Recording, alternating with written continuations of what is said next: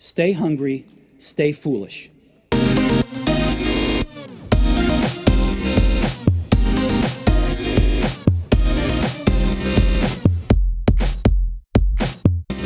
Courage is resistance to fear, mastery of fear, not absence of fear. Mark Twain. For the past few years, today's guest has been talking to people about what scares them and helping them to work through their fears. His book brings together what he has found. Maybe it is about time that we looked at fear differently and asked, why is it such a big problem for us? Hacking fear involves looking at fear from another angle.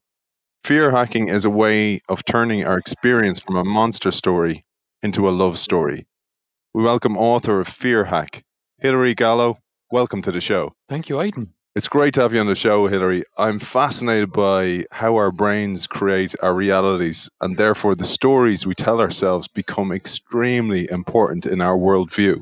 Yeah, our imagination has this capacity to just take over, and we have these structural challenges in that we have stories that are given to us as structurally we grow up with. It's a gift as a human to have a fertile imagination, but the danger is the negative side of that imagination can give rise to this incredible storytelling about stuff that's not actually there. There's no person downstairs in the house, just as there isn't the detail of the fear that might emerge in our lives, but it doesn't stop it from seeming really real. And you say in the book that fear is a story that we tell ourselves, but fear and danger are not the same thing. It's a really important distinction. I mean, overall, I don't think we interrogate this fear thing enough. The difference between danger and fear, if somebody's coming towards you with a knife in the street, you've got to take that seriously. That's clear, present, actual danger. But fear, when we talk about fear, it's generally something that exists in the mind. It's not something that exists in the actual moment. What most people are talking about, and when I workshop this with a fear wall, I get people to put stuff up on the wall. Pretty much all the time, it's something that exists in the future and is an expectation rather than an actuality. And there's a huge difference between the two. It's funny, that one, because I thought about that when I was reading the book, and I thought about my own experiences, as you do. And one of the ones was, I remember when I was a professional rugby player, we used to do fitness tests quite often.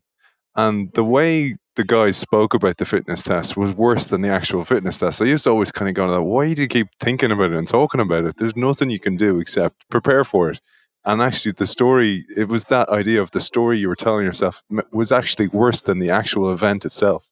It's never what we think it is. If you know that when we go on holiday or something and we have an expectation about what it's going to be like, and we look back and we know it's never like we thought it would be. It's always different, whatever it is. So why do we think about it ahead so much? There's a point at which it might be helpful, but it's got to be limited. Here you say, we develop strategies early in our lives to deal with our fears, but these strategies become habits that form our worldview and the way we deal with fear throughout the rest of our lives. This is a particular part of the book. I'd call it What Scares Us Makes Us, but it's recognized, and it's not just me that's saying this is a wider phenomenon, that we react to situations early in our lives. So, for example, if I was a victim of bullying early in my life at school, and one of my ways of digging myself out of that was becoming smart. I had to be smart to avoid getting literally chased out of the classroom. I had strategies that were based on being the smartest person in the room. So I needed to be smart and an expert. That strategy served me really well at that time, and it pushed me forward in my career, got me to a certain point. But actually, at a certain point, that strategy was really unhelpful for me, because if you always need to be the smartest person in the room, you're kind of not listening. And so, weirdly, these strategies that serve us, they become problematic. And that's why we have these points in our later lives where most of us get stuck and we have to question the strategies. And I love this idea of embracing fear. The people who succeed in life are the people who go after it and understand that it's actually part of the process. And I pulled a quote that I love from David Bowie, and it goes like this: if you feel safe in an area you're working in, you're not working in the right area. Always go a little further into the water than you feel you're capable of being in. Go a little bit out of your depth. And when you don't feel that your feet are quite touching the bottom, you're just about in the right place to do something exciting. I love that quote because that means embracing fear and moving towards it, because you reframe it that way. You realize it's actually part of the process of growth. If you look at any natural growth, you look at a plant or a tree or something, it's growing into fresh space. So it has no idea of what that fresh space is going to be like. And we have this thing, like we call it imposter syndrome. I think that's a really dangerous naming convention, to give something. We should call it growing pains, because the reality of what we feel when we're in this space where we feel uncertain, when someone's going to come and tap us on the shoulder and say, "You're an imposter." Well, that's actually the feeling that we should have, because we're in a space of growth, a space that's fresh to us, that's new, that's challenging. And actually, if we just looked upon it as a growing pain or a growing story and said, look, if I don't have this feeling, I'm not actually challenging myself, I'm not actually growing, then we'd worry about the absence of that feeling and not the presence of it. Well, that would be more helpful, and when you think about it, more logical. And this should be taught to kids. These frameworks, these mental models get embedded in our minds at a very young age. And it's that the problem. It's in that early age where we're so susceptible to the information we receive and we form ways of dealing with the world. And it's then that if it was intercepted, we could have totally radically different lives. I mean, you've got to contrast the process a child would go through to learn to walk. It's fully accepted that one needs to fall over and be left. And parents will allow children to do that because they're very young and it's accepted that's the process. And yet you walk down to the average park and watch parents and children. How many children are being allowed to fall over and to fail and to crash themselves, to learn by failing? At a certain age, we start to instill our own fears about all the things that exist in the world. We even do it from parent to child. It's not even that we don't allow the children. We actually tell the children what they should be scared of. And yeah, I think that's really quite unhelpful and dangerous. Let's go back to the book here and acknowledge some of the great stories you tell. And there's a great one you tell about Gareth Morgan in the late 19th century. I love this as a way to frame how our emotions are formed. He was an inventor in those early days in Cleveland. I think he had a motor car, and he observed that traffic lights didn't work because they were just go for green and red for stop. And he noticed at junctions you would have accidents on a regular basis because people couldn't cope with the singular nature of either one or the other.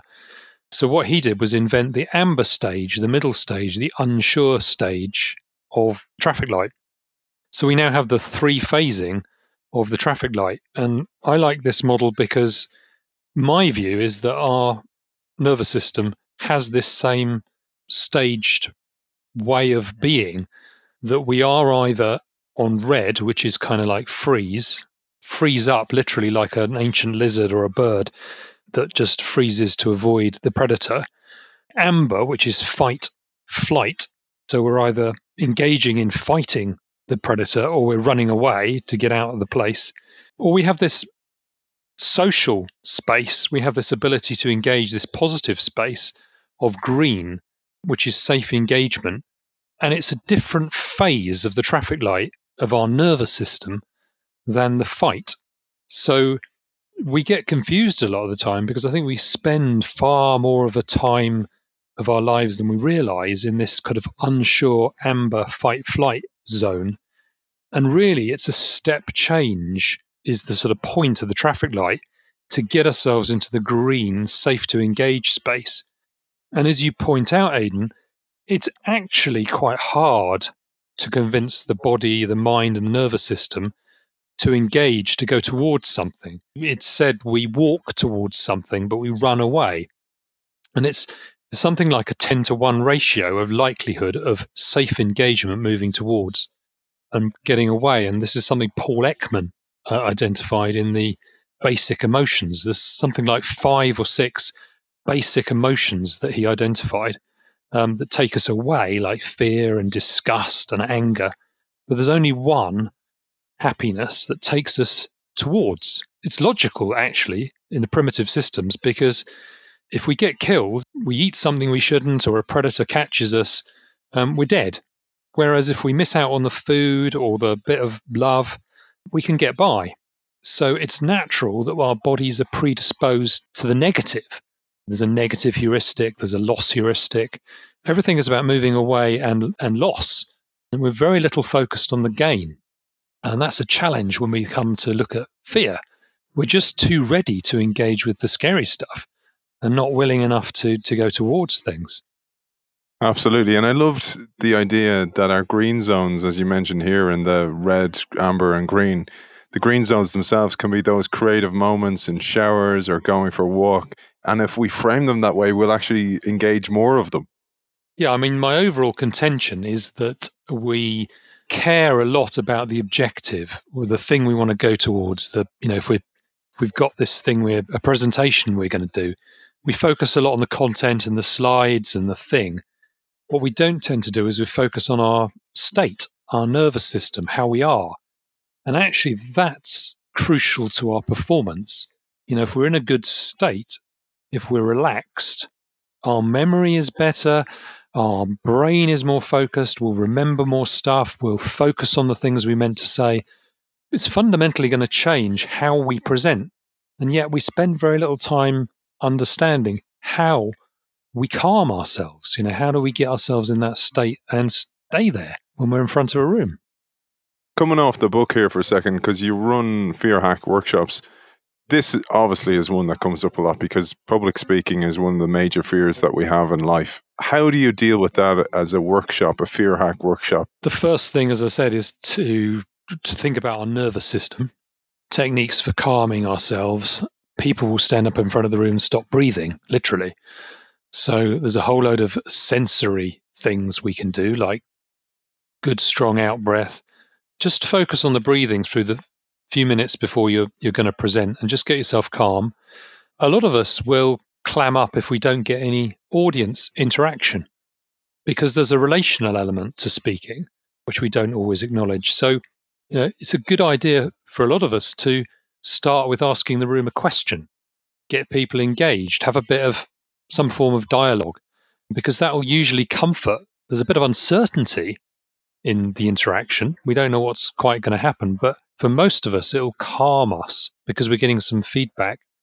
But it's little techniques like that to make us more present, and you're trying to get us going towards the audience. If we look at the audience through the lens of this is a bunch of lions and tigers who are going to jump on me, they're the predator, they're my predator, then our presentation is not going to be as fluid. But if we can reach out with joy and love and appreciation, if we've reframed our thinking about our audience in that way, our performance will change accordingly. I love the reference you make in the book to the fact that in the face of any adversity, we focus on the most obvious perpetrator. And here you say, Punch and Judy only works if there's a Judy. So we try to climb the ladder and get higher up the system to avoid the blows where possible. But oftentimes it's the system itself that's broken. Punch and Judy, I think, is really interesting because we tend to focus on Punch, but we forget that there is two characters in this game. There's the perpetrator and there's the victim. So that leads you to realize this is not just a question of stopping Punch from beating up Judy. It's a question of recognizing that there's a perpetrator and a victim. So it needs both. And what happens often if someone's attacked, say I'm bullied in childhood, the easiest thing for me to do is to aspire to become the bully myself. So most people who do become bullies in life, they started off being the victims. And even when they are bullying, they think of themselves as still being the victim.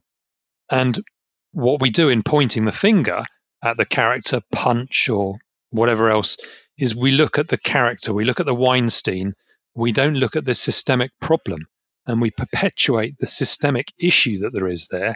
But at the same time, we do something about the particular character, and that doesn't solve the issue as a whole.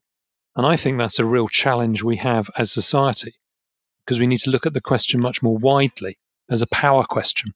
Yeah, and oftentimes you see this in business as well. I'm sure you see it in your workshops. I run workshops as well. And one of the things I talk about is that when you point the finger, there's three pointing back at yourself. And that's the place to start. You got to look at, what am I doing to facilitate such behaviors? Perhaps there's undesired behaviors. Perhaps your business is challenged. What am I doing as a leader to facilitate these or to make it happen? And what am I not doing, more importantly, instead of trying to take out some hero or some symbolic symbol of change rather than make an absolute systemic change across my organization? You're absolutely right. Those three fingers pointing back at you. I mean, question I'll often ask people is, what makes you angry? Because I find that what makes them angry in the world outside is a clue to something in themselves. Let's face it, if we were completely zen, nothing would anger us, nothing would annoy us, nothing would get to us. It gets to us because it's a reflection of something in ourselves. And that's an amazing truth to realize if you can tap into it. Going back to the Punch and Judy, you say there has to be both in order for this system to work. And you call this belief in hierarchy or predation our monkey mindset. And it's still a mindset that governs us to this day. We have a system, we have a strategy as human beings that I think we inherited from the lions and tigers of predation. So our strategy is, we were once preyed upon by them. In order to save ourselves from our fate as a victim of the predator, what we've done is climb the system and become the top predator. But what we as mankind haven't done, and I think we need to do now, is realize that that was a strategy that served us very well to get us to the state we're in now. But it's not a strategy that's serving us very well at the moment, because if we always have to climb the hierarchy, and there always has to be a hierarchy, then all of us always are trying to be the top dog or the top lion. And there's only space for so many top dogs. We're finding out at the moment, you've got this 1% who sit at the top of society. It's becoming a problem because there's only space for so many lions, and the rest of us are becoming more and more victims. I don't think mankind can continue for too much longer with that underlying strategy of hierarchy and predation. I also think that fear is baked into that strategy. So if you have a system which is based fundamentally on hierarchy and predation, you will always have fear of not being at the top of that hierarchy and the dangers that come thereby. This idea of evolution and getting outside ourselves, to actually, that whole idea of metacognition, catching ourselves, catching our behaviors when they're not serving us. But there's a certain story you tell, and I absolutely love this one, and I'm going to write about this one in this week's blog. It's when you talk about our growth, and the shell of the old self grows tighter and tighter and becomes harder and harder to shed. And we need to behave like the crustacean does and shed that shell because it's no longer serving us. There's a battle here, I think, between the soul and the ego. The model is that as we grow, and we are growing, the brain is plastic, it can change and it evolves. As we grow, the structure, the narrative structure that we build for ourselves, it might be the career, it might be the person we think we are. We get to a point, if we're truly growing, where that structure will start to itch and start to hurt. And we might have an incident in our lives that calls that out to us if we don't notice it. Slowly, that tightness of the shell will creep up on us. And our challenge then is to, as you say, shed the shell. And unquestionably, we are vulnerable for some period, like the crustacean. Once we crawl out of the hard shell and discard it, we might want to look after ourselves for a little while, shelter ourselves under a rock or something, literally, away from the angry predators, so that we can grow our systems and strategies in that new world. Unless we develop the capacity to shed those old ways of being and those old shells in that sort of metaphorical model, we're going to be restricted in our growth by our old narrative. So a bit of vulnerability from time to time is absolutely essential.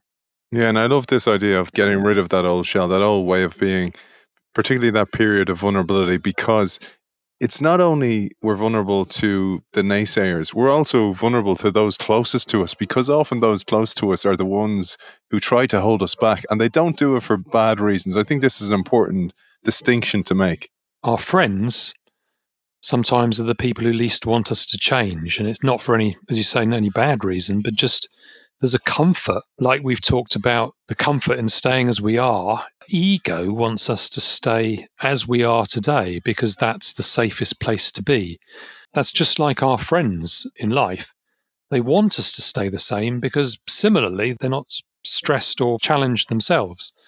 And sometimes if we genuinely want to grow, we have to look outside our closest circle of friends at the people who will actively support that change in us, who can see the new possibility of us and can communicate with the soul of who we are, the inner bit of us that's itching to get out, rather than the sort of shell of us that limits us. Because the point in the fear work is fear is something that exists in the ego. It's something that exists in the shell because it doesn't want us to change. Whereas the soul of us is the bit that wants to make fear our friend. The soul of us that knows where we truly want to go and what our passions are is the thing that wants to talk to fear, that is made curious by beauty in the world and by experience and curiosity about the wider possibility. So we have to somehow split or see that we are not just one thing with one strategy, but rather these two parts of ego and soul that have slightly different agendas. The shell for me represented not just our world. What I mean there is your ecosystem around you, and maybe where you live, and maybe the habits that you have, and maybe those friends, as you say. And I mean that genuinely, those friends who do mean you well, but they don't want you to change because it reflects on them. But you need to shed that as well. And that's the really, really difficult thing, because they will hold you back. So there's another analogy here, and you talk about the analogy of the beaver, the dam, and the monkey all working in unison. I love this. I talk quite a lot about respecting the fact that there are a number of these parts of us, and they're kind of often in dialogue or conflict. So the monkey I identified as very much the bit of us that wants us to climb the hierarchy, wants to climb the tree in order to be able to throw things at others. The problem with the monkey is it's quite abusive, it's quite dominant, it's quite angry. What it does is team up with this character I call the beaver that wants to make this web of narrative and story to justify those actions. So, we've just climbed this tree in order to throw stuff at this other person because, and that's good for us. The strongest thing is to have this monkey strategy that pushes us upwards, but also have an emerging narrative structure by the beaver that tells us why that's such an important and necessary thing. Hitler wouldn't have been as strong if he didn't have Goebbels, I think it was, his head of PR, who sat alongside him crafting the stories that kept the whole thing going. And that's what it depends on. I called it the beaver because I felt that it's like a big dam of sticks, whereas as humans we should be in flow like the river. What the beaver's actually doing is building this structure that blocks the flow. And that's not necessarily helpful if you want to be in the flow as a human. You want to be growing, developing, fluid, all those things, but the beaver's stopping you. And I thought it'd be interesting to share your own story here, because you framed your life stages in a certain way, Hilary. And I believe this is something we can all relate to. I think the first 7 years are pretty powerful for experiences. We're just getting out. We have experiences in the family, forming our first key relationships with our parents. And there's often stuff that happens in those early stages that builds a strategy towards life. Then I think 7 to 14, we're getting out into junior school and secondary school. We're getting out into the world, building our social relationships. Often something happens, some challenge, could be minor, could be major, but we tend to build our strategies again in response to the things that happen to us in that social environment. And then 14 to 21, we're forming our first loving relationships with other people. And often things happen in that stage of our life as well. If we look back at those early stages in our lives, a lot of us can see things that happen to us that resulted in some of these key strategies. By repetition, they become quite embedded. And I think there's a lot of truth that exists in our early experience in that way. And I love here you talk about shifting our attention towards growth. And you share the great analogy of trees and viriditas. Yeah, I grew up in Essex, and we have a lot of pubs called the Green Man. And I always thought that was interesting. And it's based on this ancient concept. It's a pagan thing about respecting and man and woman, humankind being in nature and being inextricably linked to what was growing in the environment. And I think we've lost a lot of that linkage. And it's something that we see in our, not just fear, but also in our gut health or our problems with autoimmune diseases and such. And what I'm saying is, I think the model of growth that you see in a tree or a plant is much closer to how we should look upon our own potential for growth as humans. We are all built of the same clay that made other growing structures. Trees don't just grow in one direction outwards and upwards, they grow down and grow a root. So this whole thing about understanding our nature, our history, our fears, our dark side, it's actually all about building a stronger root, because our growth goes in both directions and it is ongoing. We can continue to grow. And one of the challenges I think we have, particularly later in life, is that we get locked into thinking we are as we are. You see older people who continue to be curious and to challenge themselves and to continue to grow. And I think they stay happier and enjoying life longer because they get out, they're curious, and they grow. And I think it's a superpower if we can think of ourselves more like that. That segues so well with the idea of the crustacean and shedding the old shell. And you mentioned as well the beaver and the monkey. There's another analogy which you make, again, animals, which is the horse and the dolphin. I uncovered these two negative animals, the monkey and the beaver, and it occurred to me there were two positive ones as well. Firstly, the horse. It's important, I think, because it's my analogy for horse and rider, how we should be with our fear. Don't just make it your friend. Make it the horse that you ride on. Have the sort of partnership that a horse and a rider have. And we can learn something from horses as well, I think, because horses are very emotionally focused and in the moment. A horse doesn't ask how much further is it. The horse just focuses on making the next step and traveling onward on that journey. They don't worry about the destination like we do. I think sometimes that's something we could learn from the world of the horse. The dolphin is an animal that is focused on depth and is focused on the present moment and diving in what I see as the sort of vertical exploration of this current moment in time. I think we spend too much of our time in the horizontal. If you think of two different forms of awareness, the vertical going down into the moment and what does this moment hold for me, compared to the vertical, which is pushing backwards into our past and forwards into our future. Those are two completely different forms of awareness. And if you think about what occupies our minds on a daily basis, I think we have to ask, how much of our minds do we spend worrying about the future and extrapolating about the past? I want to question that because I think most of what we do is unhelpful. We should be spending 80% of our time in the now, focusing on what's in front of us, and maybe look more like 20% planning a bit of the future and learning from the past. I think we spend higher percentages than we need to in the horizontal, the past and the future. And I don't think that's a good use of our mental energy. I'm doing a talk in Google, a keynote in Google this week, and I have a slide and I have a picture of a tree and I have a picture of the leaves, the trunk, and then the roots. And I did say something very similar, that we focus on the leaves and the foliage, but really that's the past. And the present is right in front of us, the trunk right in front of us. And we focus very little there. And we certainly don't focus on the roots, as you said about the tree. growing future versions of ourselves. We focus on the most evident piece or the thing that's most evident to everyone else. And that's where we point to and we identify ourselves with, but it's really not helpful for our future growth. Look what happens at Christmas. Take a Christmas tree, we cut off the top of the tree, we bring it into our living room, we put tinsel and baubles on it. It doesn't last. It doesn't survive Christmas.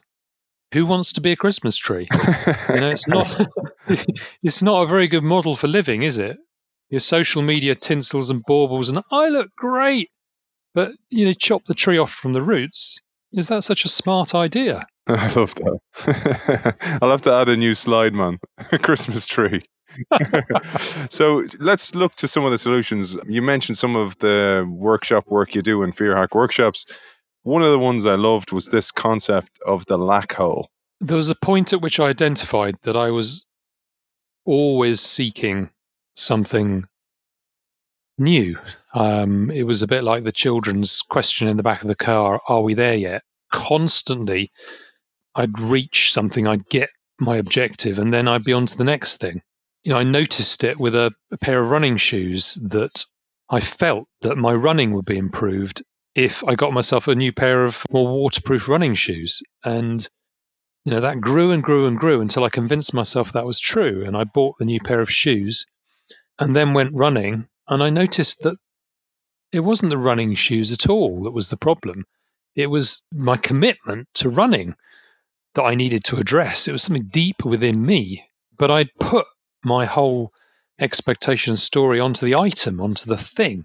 And this is what I call the lack hole. We have this strategy where we tend to sort of focus on something that we feel will make us whole and will solve the problem. The new car, the new shoes, the new shirt, the new computer. The reality is very rarely does it fill that hole. And it's a question of sometimes just recognizing that and realizing actually the issue is far deeper in ourselves and we ought to question that and challenge ourselves a bit harder rather than just seeking the quick fix. Because the lack hole will persist. It'll find something else. And I think all of us have to realize that in our own way, because I can say as much as I like about it. I hope people can recognize something of that in themselves. This idea of spark joy and, minimal living and all that kind of stuff, that appeals to me because that means letting go of things like the lack hole. So you're not buying things to fill a void. You're actually at peace with yourself. You're happy in the moment. You're happy with what you have. You're happy with regeneration rather than looking to the old, or as you say, the Christmas tree effect, focusing on the shiny thing that you can tell people about. You don't actually care anymore. It's an amazing place to get to. And I really feel that this book can help people get there. One last exercise I'd love to share, and it seems like one that you do regularly in the Fear Hack workshops. It's this idea of the fear dig. Let's share that one as something people might do at home.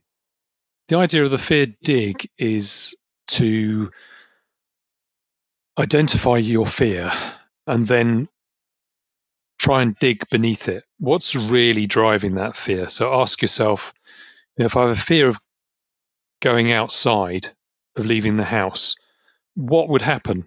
I often use the 5 whys. Why are you concerned about going outside the house? Well, I'm concerned about going outside the house because I might meet people. Okay, so why are you concerned about meeting people?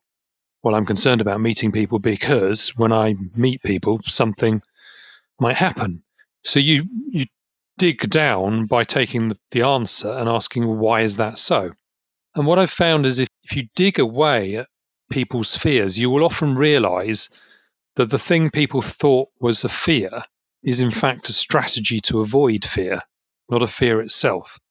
So in this particular example, I had somebody once whose fear was going outside the house, so they thought. And we dug down into it and realized that no, the fear was actually the ability to deal with uncertainty when they were out in the world and meeting people. So the actual fear was just the inability to embrace uncertainty in conversations. And the point is that if you can get down and understand what your actual fear really is, and you can talk to it, firstly, the fear, there's a weird thing that fear thrives in the generality. As soon as you start to be specific and start to talk to it, it tends to get smaller and you tend to get more powerful. You can literally put bones on the ghost of fear.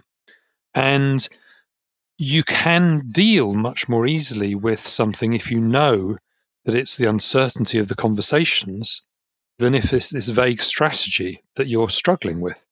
So what you can do is reframe your strategy and your approach and your actions, and you can make small experiments about how you might get better at that thing. You can also start to see where your fear might have come from. Awareness is a key part of this. If you can see why it is that you ended up doing that and believing that thing and making an assumption that you wouldn't be able to cope in the moment, it's much more easily to grow through it. So that's kind of the nub of the fear dig, which is one of the exercises we do on the workshop. Brilliant, Hilary. And where can people find out more about you and the Fear Hack workshops, etc.? I'm just at hilarygallo.com, at Hilary Gallo on Instagram and Twitter. I'm very happy to support people who want to have more of the conversation. Author of Fear Hack, How What Scares Us Makes Us. Hilary Gallo, thank you for joining us. Thank you, Aidan.